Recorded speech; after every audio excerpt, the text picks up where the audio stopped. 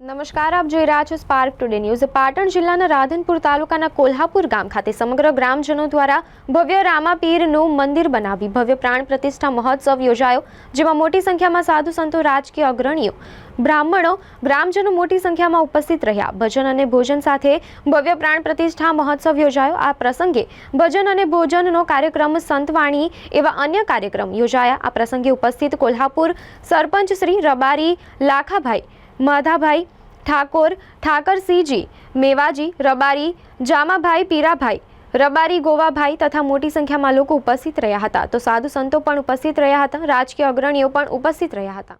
આજે અમારા ગામના કોલ્હાપુર ગામમાં રામદેવપીર મહારાજની પ્રાણ પ્રતિષ્ઠા ત્રણ દિવસ માટે હતી। આજે પૂર્ણતા છે 5, 6 અને 7।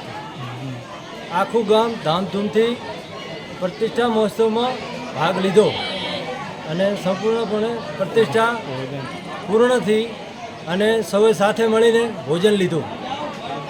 શું નામ તમારું? મારું નામ ઠાકરસિંહભાઈ મેવાભાઈ, કોલ્હાપુર। આજ રોજ રામદેવજી મહારાજ પ્રાણ પ્રતિષ્ઠા મહોત્સવ 3 દિવસીય એટલે પૂર્ણાહુતિ કરવામાં આવી અને રામદેવપીર મહારાજની પ્રતિષ્ઠા કરવામાં આવી।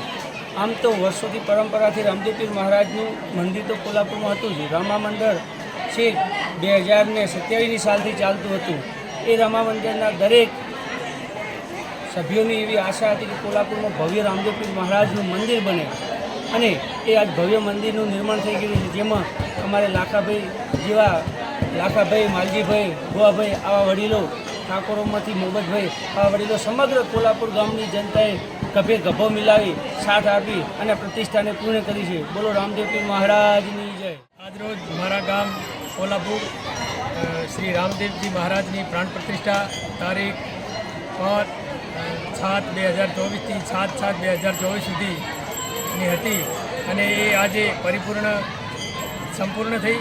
મારા ગામના સમગ્ર 18 આલમના જે ગામ લોકો જે છે એને બધાએ સમગ્ર પરિપૂર્ણ કરી અને ધામધૂમથી ઉજવી। શું નામ તમારું? લાખાભાઈ, માધાભાઈ, રબારી।